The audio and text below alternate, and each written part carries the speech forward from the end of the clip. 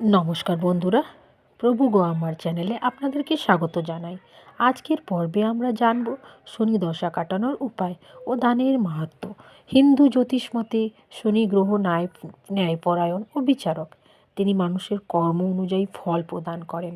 জীবনে হঠাৎ বিপদ, রোগ, চাকরিতে সমস্যা, আর্থিক ক্ষতি কিংবা পারিবারিক অশান্তি দেখা দিলে অনেকেই বলে শনি দশা চলছে। শনি দশা বা সাড়ে সাতির সময় মানুষকে ধৈর্য ও সহিষ্ণুতার শিক্ষা দেয়।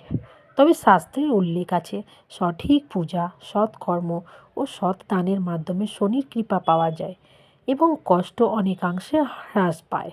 কাকে দান করলে শনি প্রশমিত হন? শনির প্রতীক হলো সাধারণ মানুষ, শ্রমজীবী শ্রেণী, অসহায়, অভাবী ও নিপীড়িত মানুষ। তাই তাদের সেবা করলে বা দান করলে শনি বিশেষভাবে প্রশমিত হন।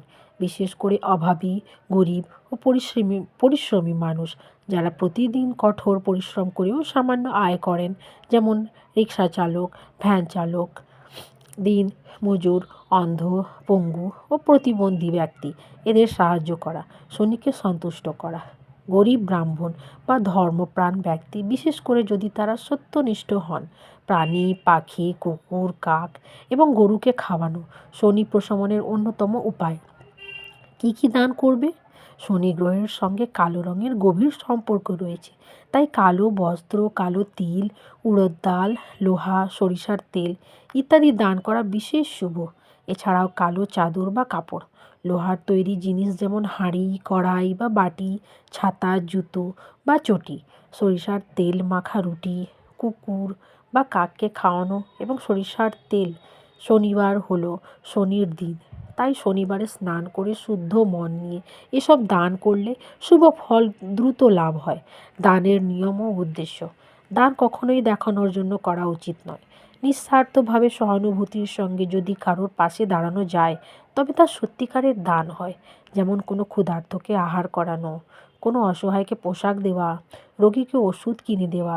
এই সব দান শনির ক্রোধকে প্রশমিত করে। শনি প্রশমনের অন্য উপায়: শনিবারে শনি মন্দিরে প্রদীপ জ্বালানো, শনি চালিসা পাঠ করা, বট গাছ বা পিপল গাছের গোড়ায় তেল প্রদীপ জ্বালানো, কালো গরুকে খাওয়ানো বা লাল গরুকে জল দেওয়া। শনি কখনোই অকারণে কষ্ট দেন না, তিনি মানুষকে তার কর্মের ফল ভোগ করান এবং সৎ পথে চলার শিক্ষা দেন।